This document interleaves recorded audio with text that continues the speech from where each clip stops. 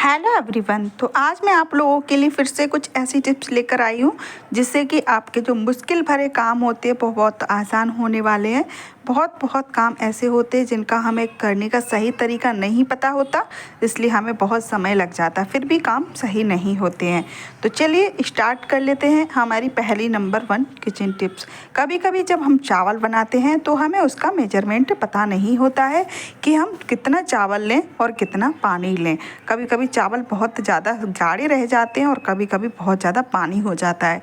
तो क्या करना चाहिए, चलिए आज मैं बना रही थी चावल तो आप लोगों के साथ शेयर करती हूँ।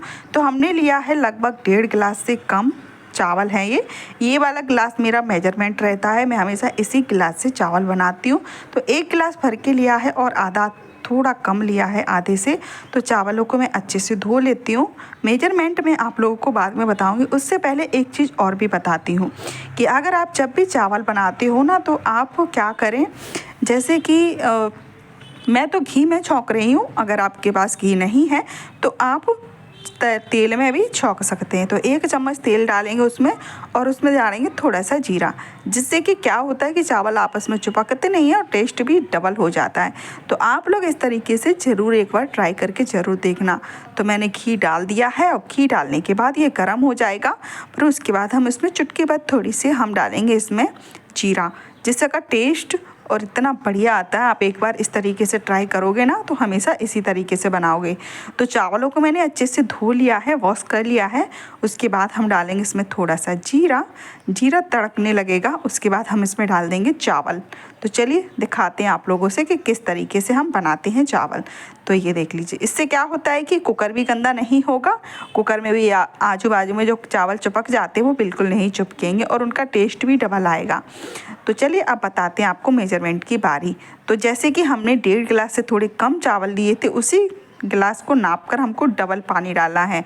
तो मैं पहले डालूंगी 2 गिलास पानी, क्योंकि मैंने 1 गिलास लिया था पहले चावल, तो मैं डालूंगी पहले 2 गिलास पानी। और फिर मैंने आधे गिलास से थोड़ा कम और लिया था, इसलिए हम भर के गिलास नहीं डालेंगे, थोड़ा खाली डालेंगे, ठीक है। अब इसमें हम चला देंगे और इसमें डाल देंगे नमक और उसके बाद हम इसको ढक्कन बंद करके सिर्फ 1 सीटी ही लगानी है, याद रखना 1 सीटी ही लगानी है, दूसरी नहीं लगानी है। थोड़ा सा डालेंगे नमक और 1 सीटी लगाएंगे, फिर इसको कुकर को रख देंगे उतार कर गैस से। फिर कम से कम 15 मिनट के बाद आप कुकर खोलोगे ना तो आपके चावल बने मिलेंगे। जब तक आपकी रोटियां बाकी का काम निपट जाएगा। इससे क्या होगा, चावल का टेस्ट भी बहुत अच्छा आएगा और आपकी गैस की भी बचत होगी। तो चलिए बढ़ते हैं नेक्स्ट टिप्स की ओर। तो ये देख लीजिए फ्रेंड, ये जो ग्रेटर होता है, ग्रेटर की सहायता से हम किस तरीके से गैस को क्लीन करेंगे। देखो, कद्दूकस करने के लिए तो इसका इस्तेमाल करते ही हैं, तो इसको आज हम नए तरीके से कुछ इस्तेमाल करेंगे। तो देख लीजिए किस तरीके से करेंगे। तो ये देख लीजिए, मेरे पास पुराना मोजा पड़ा था और ये ग्रेटर तो नया है, लेकिन इसका यूज़ मैं किस तरीके से करूँगी वो मैं आज आप लोगों को बताऊँगी। उससे पहले अगर आप लोगों को मेरा वीडियो अच्छा लगता है, टिप्स अच्छे लगते हैं, आपके काम आते हैं, तो चैनल को सब्सक्राइब जरूर कर लेना।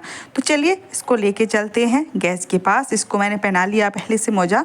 तो गैस को वैसे तो हम अच्छे से ऊपर से बहुत अच्छे तरीके से क्लीन कर देते हैं, मगर जो अंदर का पोजीशन होता है उस पर तो हम ध्यान ही नहीं देते, उस पर गंदगी भरती रहती है, तो बहुत मुश्किल से साफ़ होता है। तो ये देख लीजिए, अंदर की साइड भी इसमें थोड़ी बहुत धीरे धीरे जो गंदगी जाती रहती है वो यहाँ पे इकट्ठी हो जाती है, तो उस पर हम ध्यान ही नहीं देते और उसको इस तरीके से हम इस ग्रेटर की सहायता से साफ़ कर सकते हैं। तो ये देख लीजिए, इस तरीके से आपको भी बिल्कुल इसी तरीके से करनी है। और जो ऊपर की साइड लगी है ना थोड़ी सी गंदगी, वो भी आराम से इसके सहायता से क्लीन हो जाएगी। ये देख लीजिए।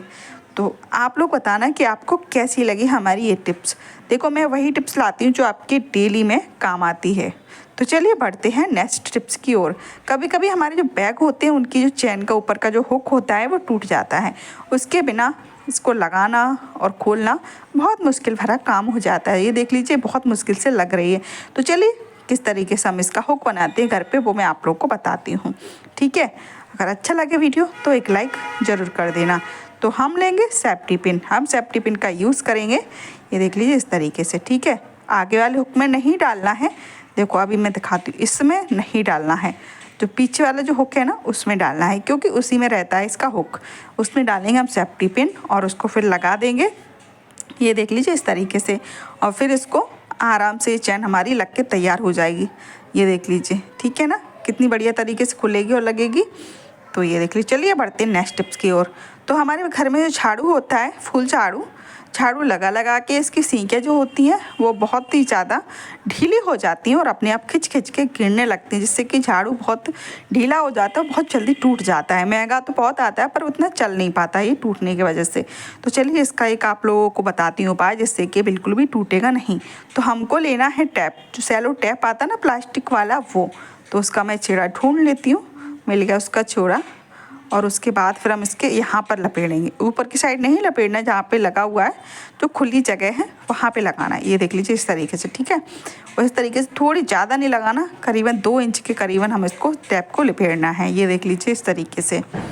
तो आज मैं जो भी टिप्स लेकर आई हूँ आप लोगों के काम बहुत आने वाली हैं, और पता है आप लोगों को आपके पैसे भी बहुत बचने वाले हैं। तो ये देख लीजिए, यहाँ पे हम थोड़ी सी और लपेट देते हैं और फिर हम टैप को यहाँ से तोड़ देंगे, ठीक है। इस तरीके से आप क्या करना है वो भी आप लोग ध्यान से देख लीजिए। आप लेंगे हम माचिस, और माचिस को जलाएंगे एक तीली, और इस तरीके से इसको घुमा घुमा कर इसको मतलब पिघला देंगे, जिससे कि झाड़ू से चिपक जाएगा एकदम। वैसे तो चिपक ही जाता है क्योंकि टैप है इसलिए, लेकिन और अच्छे से अंदर तक चिपक जाएगा, ठीक है।